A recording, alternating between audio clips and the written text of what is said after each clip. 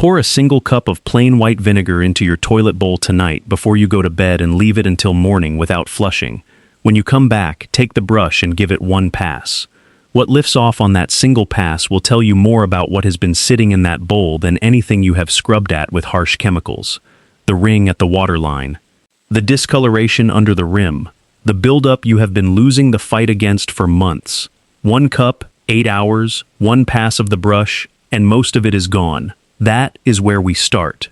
It is nowhere near where we stop. I am Levi Yoder. I was raised plain here in Lancaster County, Pennsylvania, and the farmhouse I grew up in had 1 bathroom for 9 people.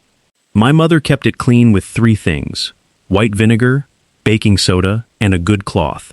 No cabinet full of sprays, no special bottle for each separate surface, no products with warnings on the label about ventilation.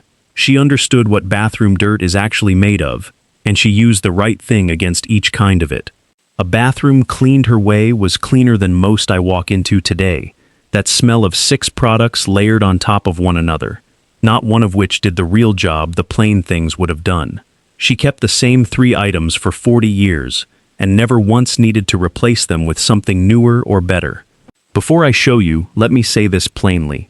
If you want the full collection of the old homestead methods that were handed down in our family, from the garden and orchard to the pantry, cellar, and the everyday keeping of a house, I have gathered them into one simple ebook. You will find it in the description below. Now, let us get back to the topic. Here is the one thing you need to understand before any of this makes sense, and it is the piece nobody selling you a cleaning product will ever tell you. Most bathroom dirt falls into 2 categories, and they need opposite things to remove them. The first is mineral scale, the hard white or brown crust at the waterline, on the faucet base, around the drain, inside the bowl. Mineral scale is alkaline. It responds to acid.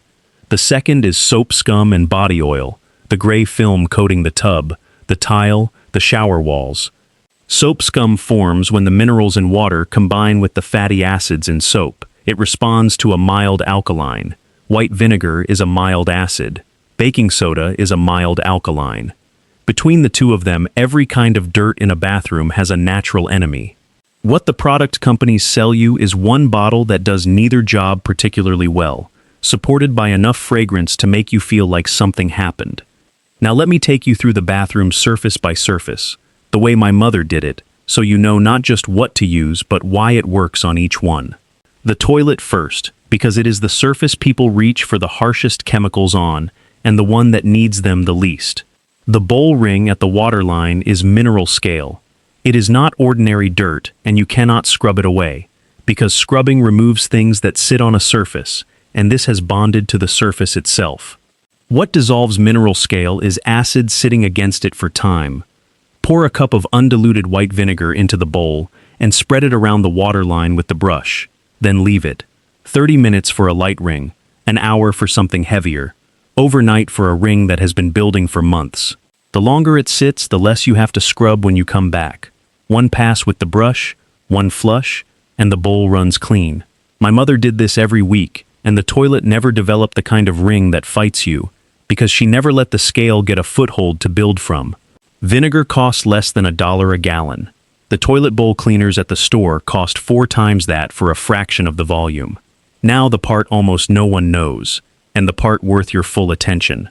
The staining and odor that keeps returning to your toilet is not mainly coming from the bowl you can see and scrub. It is coming from the hidden rim channel that circles the inside of the toilet just above the bowl.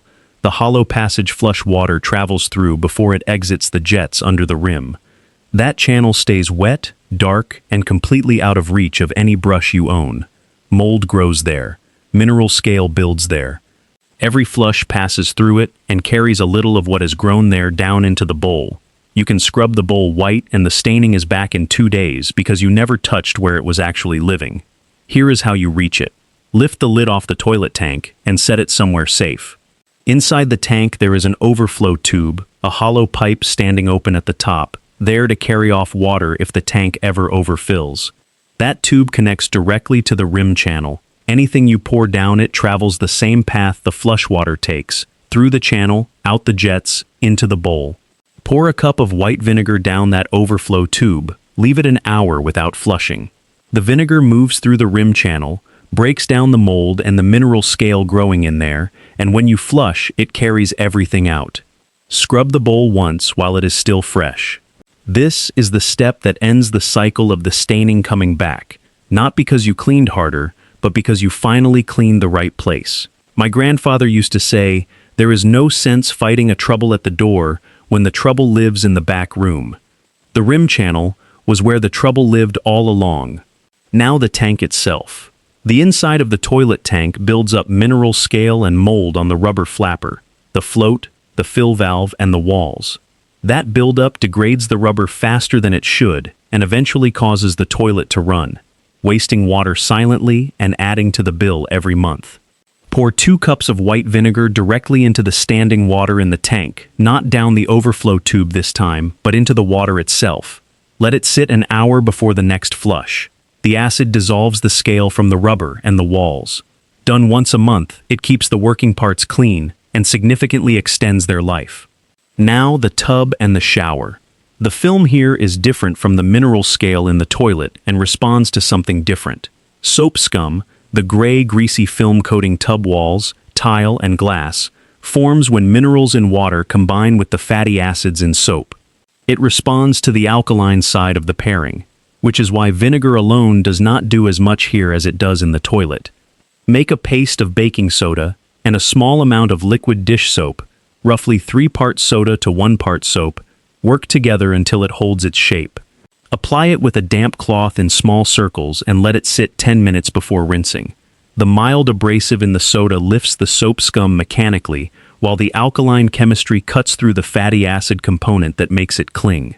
For the glass shower door where soap scum builds to a haze that dims the glass, spray undiluted white vinegar across the surface, let it sit 5 minutes, and wipe with a clean, dry cloth.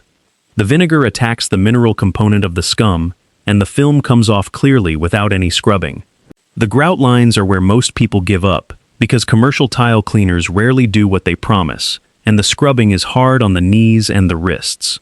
Grout is porous, and it holds what touches it down in its pores, which is why the color keeps coming back even after you clean the surface. You clean the surface, the trouble lives in the pores. Spray undiluted white vinegar on the grout lines and let it sit 10 to 15 minutes. The acid works down into the pores and loosens the mineral and soap deposits that have soaked in over time. Take a stiff brush, an old toothbrush works well for narrow lines, and scrub along the lines with the vinegar still wet. Rinse clean. For grout that has gone very dark from years of buildup, make a paste of baking soda and vinegar, press it into the lines, let the fizzing work 5 minutes, then scrub and rinse. The fizzing is the acid and the alkaline reacting together and against what is sitting in the pores. The faucet and the chrome fixtures are where hard water announces itself most plainly.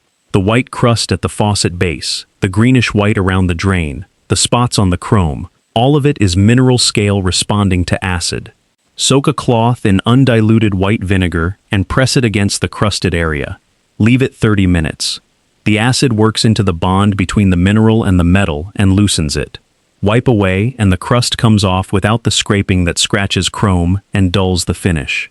For faucet aerators, the small screens in the faucet tip that clog with mineral buildup and cut the water pressure, unscrew them, drop them in a cup of vinegar for 30 minutes, rinse, and reinstall.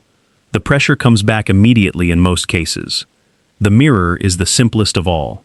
Commercial glass cleaners leave a waxy film that catches and shows every streak when light hits the glass from the side.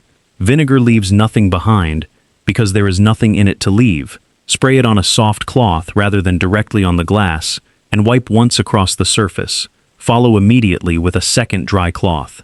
The mirror comes clear without streaks, without film, without the temporary feeling that most glass cleaners produce.